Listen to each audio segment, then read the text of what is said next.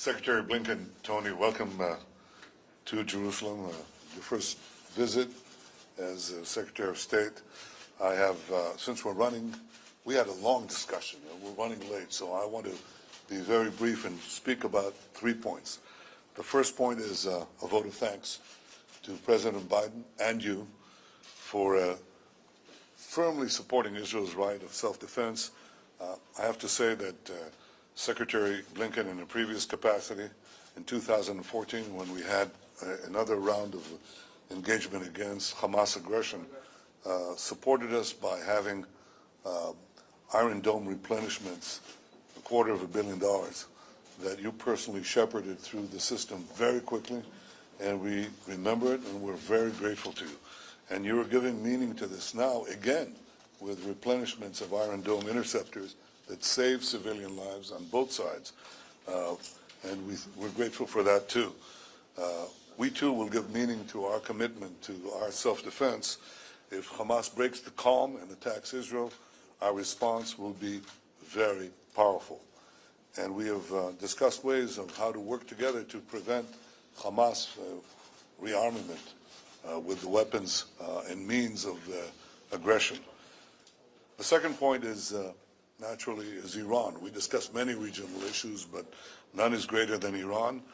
And I can tell you that I hope that the United States will not go back to the old JCPOA, because we believe that that deal paves the way for Iran to have an arsenal of nuclear weapons with international legitimacy.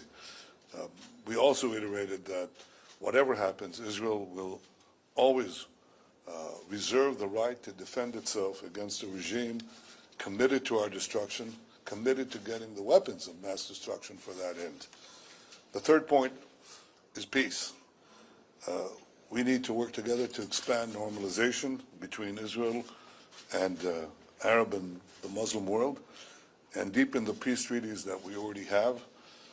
We discussed also how to improve the lives and the conditions of the Palestinians, the humanitarian conditions in Gaza, including the question of the return of our MIAs and 2 civilians who are there, as well as building economic growth for Judea, Samaria, the West Bank, with international cooperation and participation.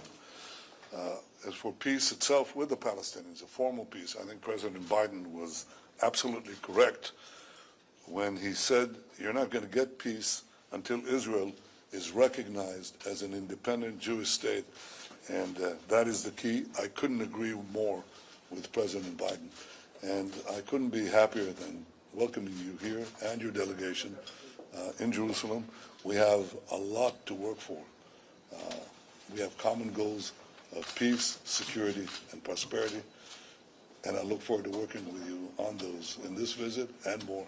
So welcome. Welcome. Thank you. Prime Minister, thank you.